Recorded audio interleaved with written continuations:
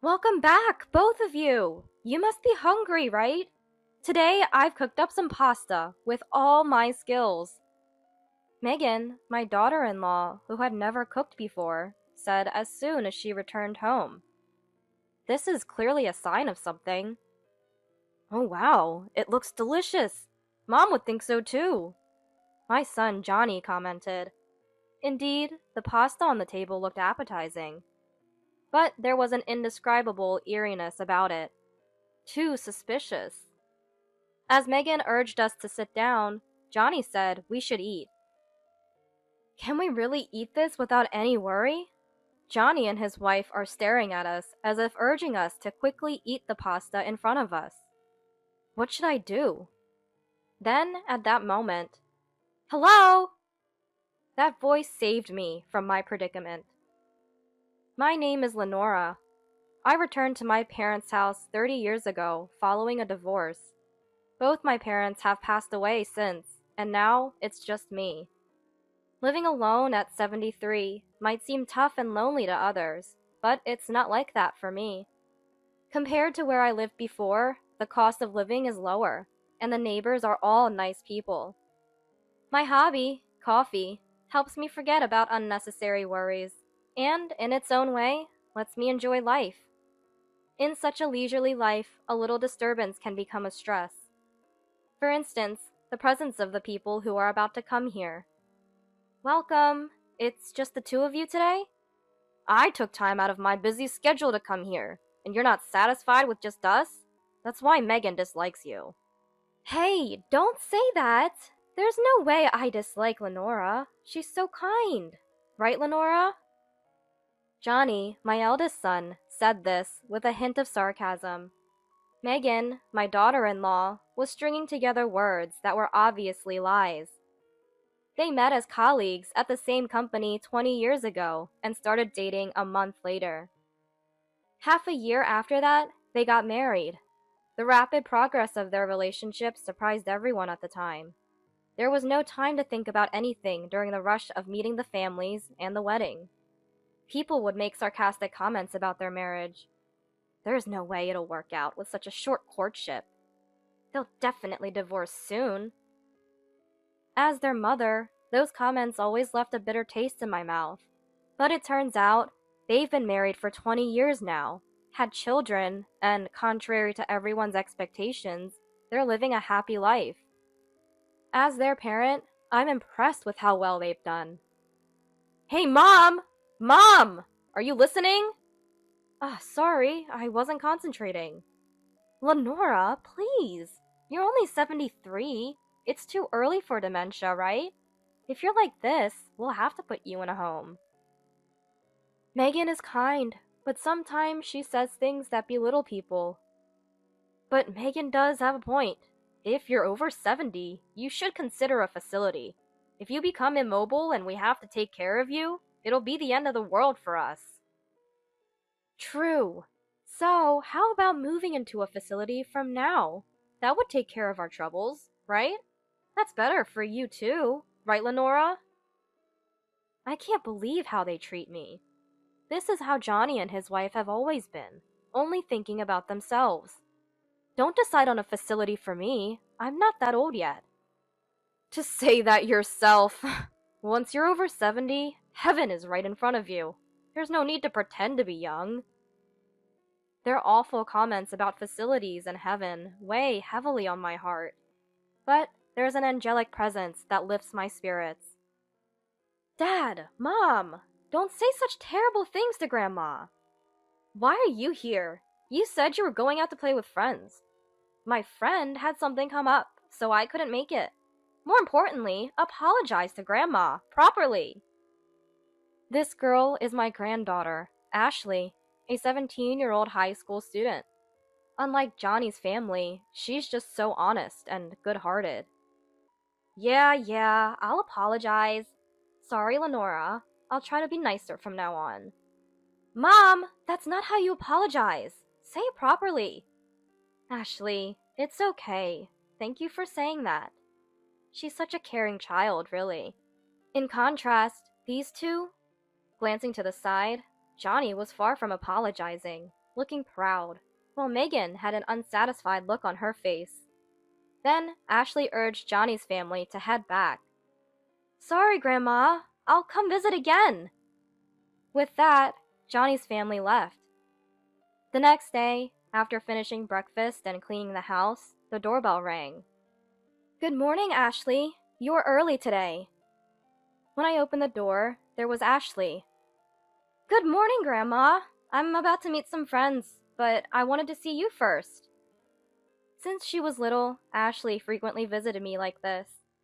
"Take care, dear." "Yeah, I will. I'll come back later." Seeing Ashley's energetic self gives me energy too. All right. With renewed vigor, I was about to resume cleaning when the doorbell rang again. "Just a moment, please." Rushing to the door, I found Johnny and his wife already trying to enter the house. "You two, at least say something before entering. It's startling when you come in without a word." "It doesn't matter. More importantly, was Ashley here just now?" Johnny and his wife entered without hesitation, then plopped down on the sofa. "Give us some of that thing, too." "It's not fair that Ashley gets special treatment." They were probably referring to the coffee I make when Ashley visits. I've always loved coffee, started making it from beans, and now even neighbors request it. Ashley loves the coffee too, and always drinks it when she visits. I sighed and said, "Wait a bit." As I started grinding beans in the kitchen, I heard an electronic sound from behind. Turning around, I saw Johnny and his wife at the table with their mobile phones, but nothing else unusual. Puzzled, I tilted my head. "What are you doing? Hurry up with that thing." "Lenora, aren't you done yet? I'm thirsty." Concerned about the earlier sound, but with Johnny and his wife hurrying me, I resumed grinding. Then Megan said in a disdainful tone, "Lenora is so plain, isn't she? What's fun about grinding beans? I don't get it." "Oh, maybe it's practice for when you go to a facility." "Ew, I don't want to drink coffee you practiced making." Megan's condescending tone was new to me, and I felt a dislike for her for the first time. Then Johnny added in a similarly condescending tone. "Indeed, it's unbelievable to serve such things to your own son and daughter-in-law. When did my mom become such a person? Getting old is so cruel. I feel very sad." Johnny's mocking tone was something I had never heard before, and Megan continued with her nauseating remarks. Their behavior felt like a performance by third-rate actors, almost terrifying in its insincerity. But instead of stopping, the two of them continued. "My mom's gone downhill. She seems to have dementia, not knowing what she's saying or doing. How did it come to this?" "Maybe it'd be better if she just went to the next world already. But knowing Lenora, she'll probably cling to life." Why do I have to be spoken to like this? What's going on with you two? Stop it already!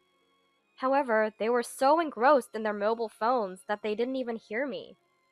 Then, suddenly, Johnny and his wife stood up, grabbed their bags, and left the house as if nothing had happened. Their incomprehensible behavior sent a chill down my spine. What's going on? I thought about consulting someone, but how could I explain their behavior? I spent a sleepless night, troubled by my thoughts. But the next day, Johnny and his wife returned. The memory of yesterday made me unsure of what to say. Then, from behind them, Ashley suddenly appeared. "What's wrong, Grandma?" Ashley was with them. Not wanting to worry my beloved granddaughter with my troubled face, I acted as usual. "Would you like something to drink?" "I want Grandma's coffee." "All right, how about you two?" But Johnny and his wife just sat down with sullen faces, saying nothing. Ashley looked puzzled at her parents' behavior. Without understanding why they remained silent, I prepared homemade coffee. "Here you go." Ashley eagerly grabbed the coffee. "It's delicious. A day just doesn't start without Grandma's coffee." Contrasting Ashley's happy sipping, Johnny and his wife remained silent and expressionless. Even after Ashley finished, they didn't touch the coffee in front of them. It must have gone cold and lost its taste by then. Then Megan took a sip of the now cold coffee. Disgusting. That single word pierced my heart. Then, Ashley, we're leaving first. Huh? We just got here. Saying that, Johnny and his wife left quickly. Mom and Dad were weird today. Did something happen? I wonder. For the next 2 weeks, Johnny and his wife came here daily. They just ignored any attempts at conversation, fixated on their mobile phones. Why don't you say anything? Even when I tentatively asked, there was no response. Unable to bear the tension, I turned on the TV to distract from the uncomfortable silence. This routine repeated every time. By then, I had started to feel a sense of dread about their very presence. Then one day, something unexpected happened. It was in the evening, just as I was about to go out for groceries. I received a text message from Johnny. We're coming over. So soon? 5 minutes later, just like the text said, Johnny and his wife arrived. When I opened the door, there they were. But today, their behavior was different. Hello! Nice weather today, isn't it? We'll just come in. The two who had been ignoring me were now talking as if they were different people. This sudden change only intensified my fear of Johnny and his wife. Mom, could you make us some coffee? I'm really in the mood for your coffee today. Oh, that's not fair. Lenora, can I have some coffee too? Surprised by their sudden change, I nodded and started grinding the beans. While grinding, I glanced at them and saw they were chatting and laughing, a stark contrast to before. Then they started talking to me. I'll have black coffee. I'd like 3 sugars, please. They drank the coffee with a smile. Then suddenly, Megan said, Oh, I forgot. Hey, could you buy me a prepaid card for my mobile phone this month? Sure, I'll go to the grocery store with Mom. What? Me too? Johnny grabbed my arm and dragged me to the nearby grocery store. I didn't understand why I had to go, just to pay for a prepaid card. There's no way I don't know where it is. We finished the payment, and I thought we would go straight home. But then, Johnny said something unexpected. There are cherry blossoms in the nearby park. Want to go see them? Okay, but shouldn't Megan come too? Megan's not interested in cherry blossoms. So, we ended up going to see the cherry blossoms in the nearby park. I never expected Johnny to suggest that. Johnny's kindness, after being so cold before, heightened my fear and caution.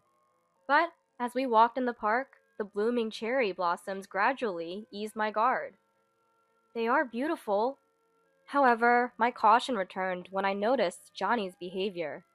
He seemed uninterested in the cherry blossoms, kept checking his watch, and appeared to be keeping track of time. Shall we head back? Doubtful of Johnny, I got in the car and returned home. As we entered the living room, Welcome back, both of you! You must be hungry, right? Today, I've cooked up some pasta. Megan suddenly said. Megan cooking was unheard of before.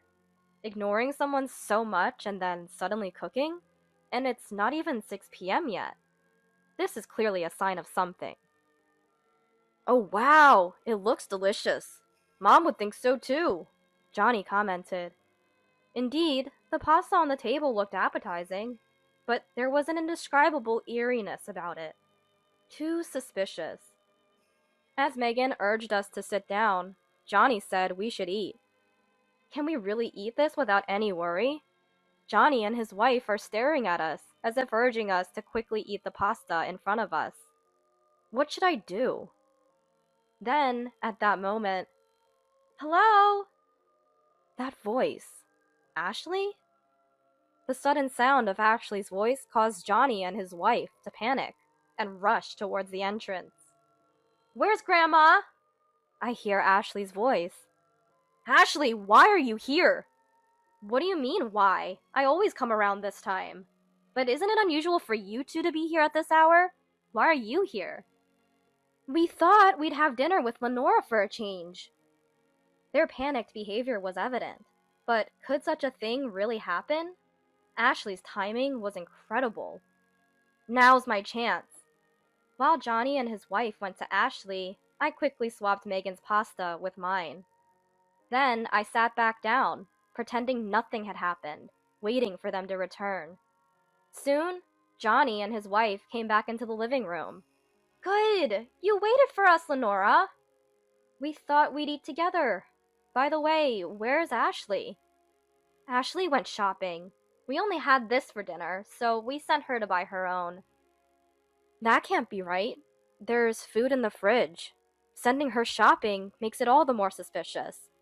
Shall we eat then? Yes, let's eat. Johnny and his wife were waiting for me to eat first, just like before.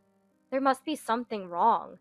But it's okay. I swapped the pasta with Megan's, so there should be nothing wrong with this one. Here goes.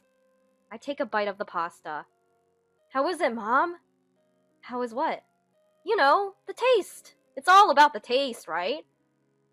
Trying to play it off humorously, Johnny and his wife also started to eat. It looks delicious, right? While saying this, they kept holding their forks, not touching the pasta, and kept looking at me. I was too distracted by their behavior to focus on the pasta, but so far, it didn't feel odd. Feeling reassured, I continued eating, and Johnny and his wife, with puzzled expressions, finally began eating their own pasta.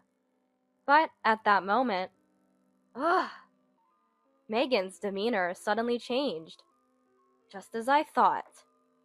After secretly swapping her plate with mine, she foamed at the mouth after just one bite. Megan began to struggle and collapsed with her chair. I couldn't believe such a dramatic scene was unfolding before my eyes. Hey, Megan, are you okay? Stay with me! Megan, who ate the pasta meant for me, was now in serious trouble. Megan! Megan! Stay with me! Open your eyes! I immediately called an ambulance, and they arrived within 5 minutes. Megan was carried into the ambulance by the paramedics. The neighbors gathered around, wondering what had happened. The ambulance's arrival drew the nearby residents out of their homes. Seeing this, Johnny shouted, "Don't look! Stay back!" 10 minutes later, Megan was rushed to the hospital. As I watched the ambulance drive away, "Grandma, what happened? Did someone get hurt?" Ashley, well, actually. I explained everything to Ashley, who had just returned from shopping, and her response was astonishing. She got what she deserved.